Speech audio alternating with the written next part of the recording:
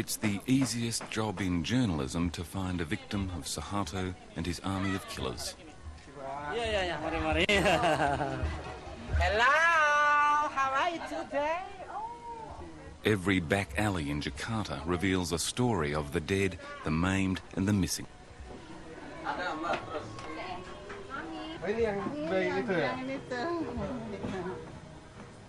Ingat-ingat masih jauh-jauh itu bunyi gitar dia itu orang ngamen-ngamen itu perasaan ibu ya ini yang gitar gitu jadinya gitu suka seni juga dia gitu maksudnya suka nyanyi gitu. Today, Ibu Tuti's son is just one more stern face on yet another missing poster in Jakarta.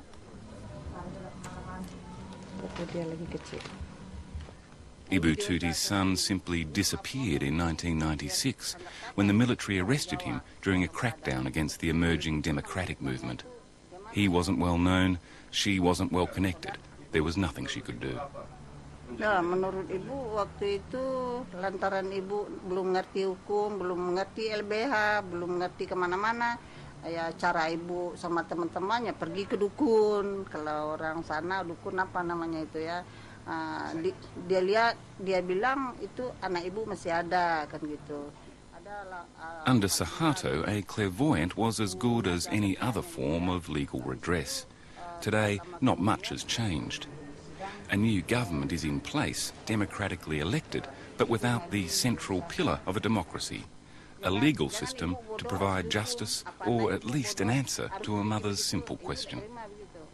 Ibu warga negara Indonesia asli.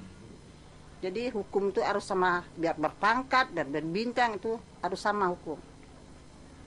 Kalau perasaan ibu ini nggak ngerti hukum. Harus dia itu yang mengerti hukum, yang lebih ngerti dari ibu. Anak ibu ini hidup atau mati, ibu harus tahu.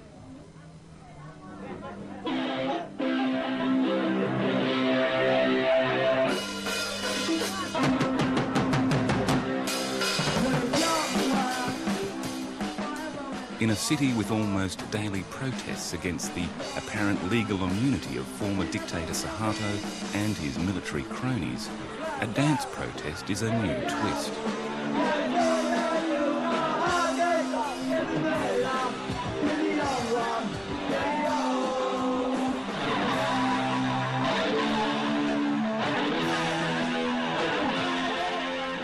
But the raw politics are never far away. Tapi luka yang lebih perih dari kematian kuhirup. These are the young people that the military tortured, raped and imprisoned in their final attempts to cling to power. They were the army's greatest enemy then and now. Injak-injak sepatu laras bapaknya sendiri. Itu jawaban yang kami terima. Bass guitarist Pranowo and drummer Jacobus Kuniawan were imprisoned for nearly 4 years until released by the new government. Many of their friends, including Ibu Tuti's son, were killed or simply disappeared. Actions which Suharto and his army may yet come to regret.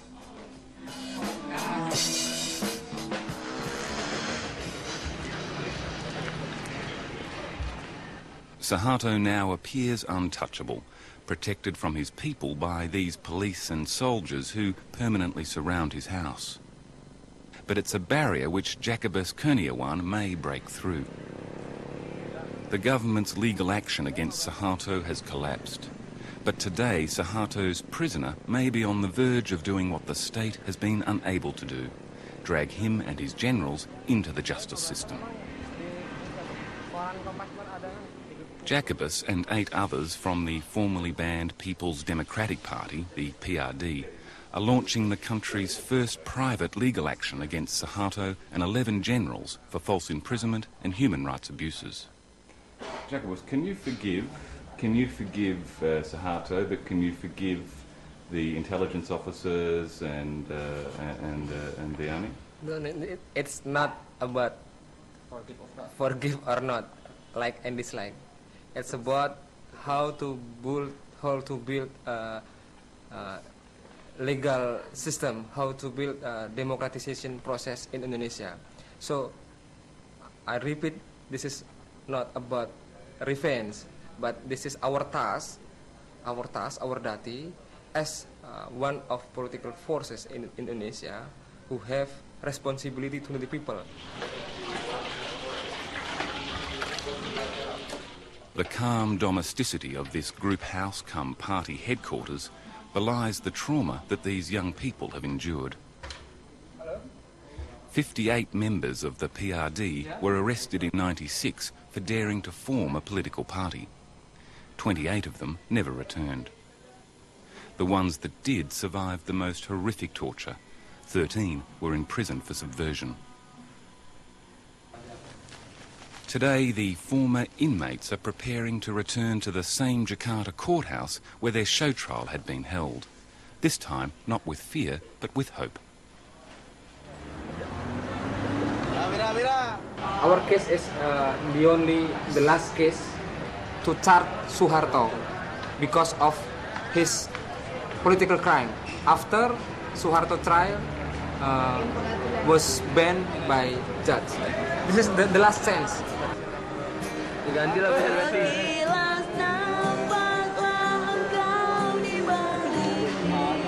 Ada aja.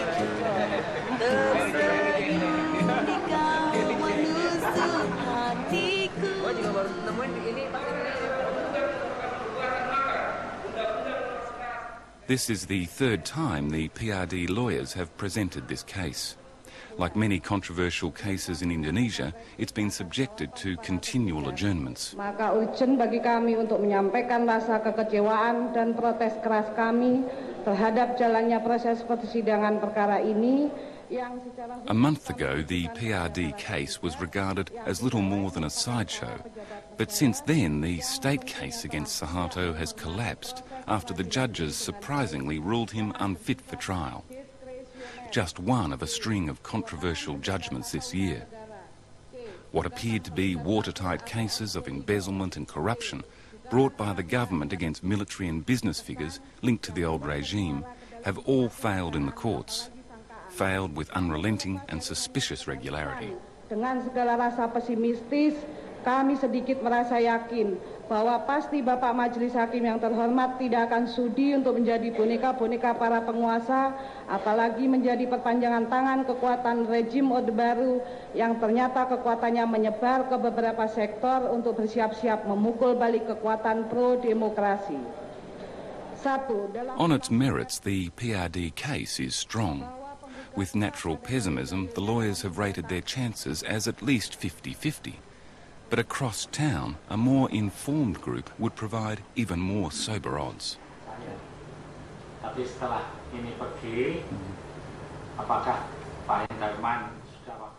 In the government's ongoing battle to assert the rule of law over the army and the old regime, this is probably the most important group that the government has established in the 12 months since it came to power. The Joint Inquiry Team into Corruption. Its brief is to investigate compromised members of the judiciary. Disturbingly, it's confirmed suspicions not just about minor courts, but about every level of the system, including the Supreme Court itself. Inquiry member H.S. Dillon. What are these men accused of doing? What are these judges accused of doing? They're simply accused of very straightforwardly asking for money, getting money, and issuing verdicts in favor of those who have given them money. A very blatant exercise in what you would say would be dispensing justice to the highest bidder. Illegal action by the Supreme Court prevents Inquiry Chairman Adi Handoyo from detailed comment, but his impressions about the state of the justice system are clear enough. What confidence do you have in the police? I'm confident. What confidence do you have in the judges? And the judges not so big, not so big. And the prosecutors? Prosecutors also not so big. Handoyo now believes that corruption amongst judges, including the most senior in the land, is now so endemic it will take a generation to clean up the courts. That's a very